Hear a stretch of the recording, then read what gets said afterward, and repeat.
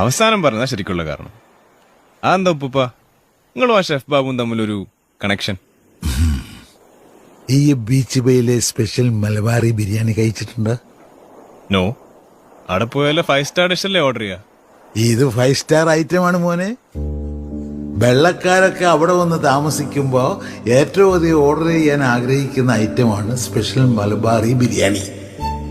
അതിനൊരു രഹസ്യ കൂട്ടുണ്ട്.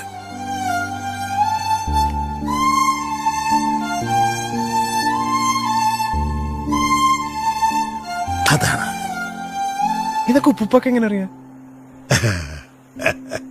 ഓ, ബീച്ച് പേയിലെ റെസിപ്പി ഉപ്പുപ്പ യൂസ് ചെയ്യണല്ലേ? എടാ മണ്ടൂസേ, ഇതൊന്നും തിരിച്ചാലോചിച്ചു നോക്കിയേ. നോ വേ.